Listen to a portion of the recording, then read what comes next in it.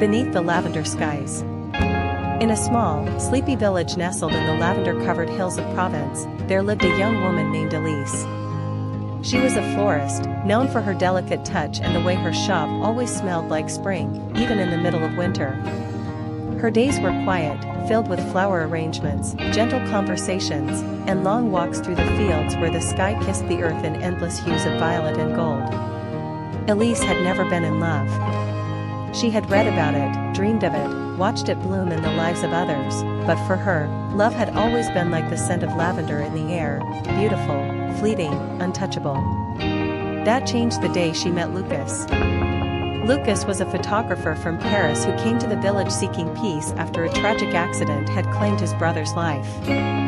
Grief clung to him like a shadow, and he wandered the countryside with his camera, searching for something he couldn't name. One morning, as the sun painted the sky in soft amber light, Lucas walked past Elise's flower shop. Drawn in by the scent and the sound of her humming, he stepped inside. Elise looked up from a bouquet of white roses, her hands covered in dew, and their eyes met, green and hazel, like spring meeting the forest. "Would you like to buy some flowers?" she asked, her voice like wine through willow trees. "I'd like to photograph them," he replied. From that day on, Lucas returned to the shop every morning.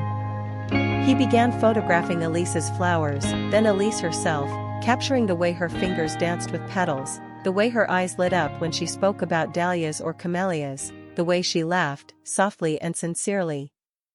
They started walking together in the lavender fields, where Elise would tell him stories of the village, and Lucas would share memories of Paris and his brother. Slowly, gently, something bloomed between them, like the first flower of spring pushing through the frost. But love is never without its trials. One evening, Lucas received a call from a prestigious gallery in Paris that wanted to feature his photographs in a major exhibit.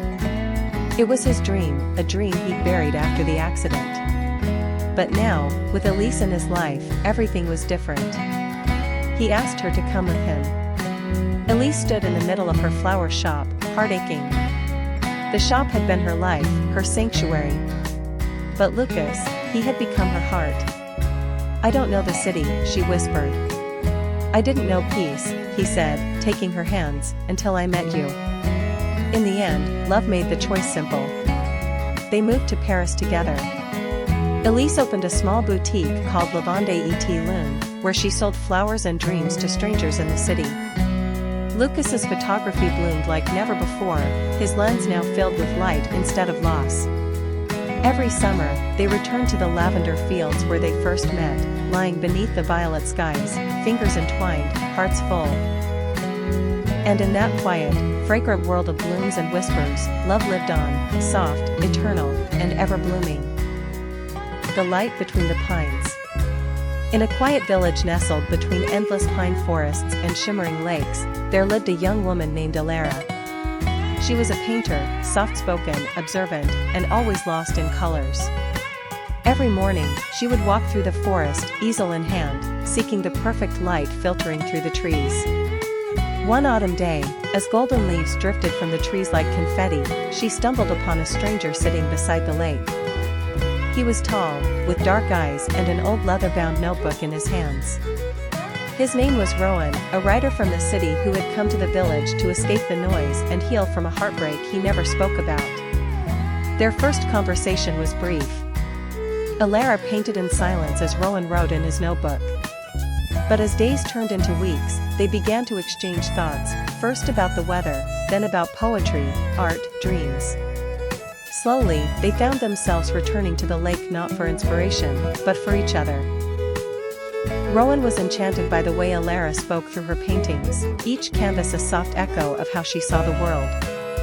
And Alara was drawn to the way Rowan wrote, like his words carried pieces of a soul still learning to believe in love again.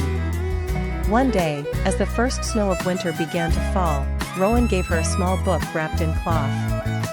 Inside were poems he had written about her, the way her laughter sounded like wind chimes, the light in her eyes when she saw a perfect sunset, the gentle way she made the world seem softer.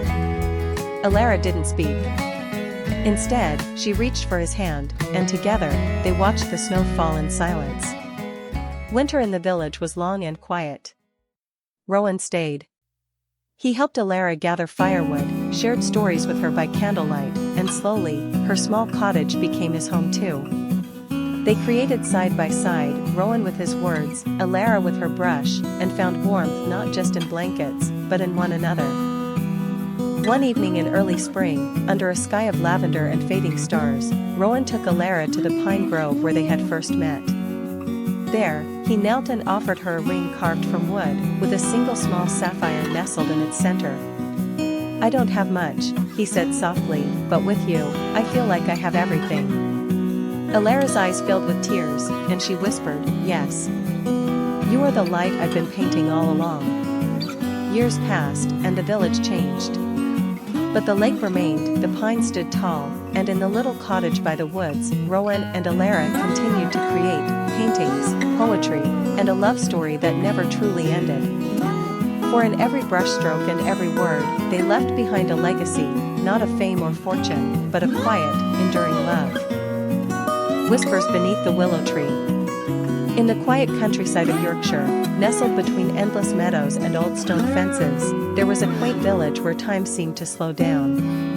At the heart of this village stood a grand, ancient willow tree by the lake, its drooping branches like fingers brushing the water. It was said that if two lovers whispered their wishes beneath that tree, the wind would carry them into the stars. Isla Bennett, a gentle-hearted painter with eyes the color of early spring, returned to the village after years in the city. Heartbroken from a relationship that had faded without reason, she sought comfort in the place where she'd spent her childhood summers with her grandparents. Her days became quiet, filled with morning walks, cups of chamomile tea, and hours spent capturing the world on her canvas. One evening, as the golden sun dipped low and bathed the lake in amber hues, Isla stood beneath the willow tree, sketchbook in hand. A soft voice interrupted her thoughts. That tree seemed more love stories than all the books in the world. She turned to see a man, tall, with unruly dark hair and a kind, worn smile. His name was Elias Gray, a literature teacher who had moved to the village after a personal tragedy of his own. Their conversation started with the tree but drifted into favorite poems, favorite scents, and silent dreams. From that moment, the willow tree became their haven. They met beneath its branches every week, at first just to talk. Then came shared picnics, music from an old radio, and evenings spent watching fireflies dance over the water. Elias read her poems while she painted him under golden skies. They talked about everything, what they feared, what they longed for, what they had lost. Each meeting peeled away their pain, leaving only laughter and the quiet warmth of growing affection. Seasons changed. Spring brought blossoms, summer brought laughter, and by autumn, love had quietly bloomed between them like ivy growing around a garden gate, natural and unstoppable. One rainy afternoon, Elias waited for her by the willow, holding a bouquet of wildflowers, his heart thudding. Isla arrived, soaked and smiling. He stepped forward, brushed wet hair from her face, and whispered, "I don't just want to meet you under this tree. I want to grow old beside you, with its roots under our feet and its whispers above our heads." Tears glistened in her eyes as she kissed him beneath the willow, where love once whispered and now sang. Years later, villagers would often see an elderly couple sitting beneath that same tree. He'd be reading a book, she'd be painting, and between them, the kind of silence that only deep love understands. And the willow listened, its branches dancing in the wind, carrying their whispers into the stars.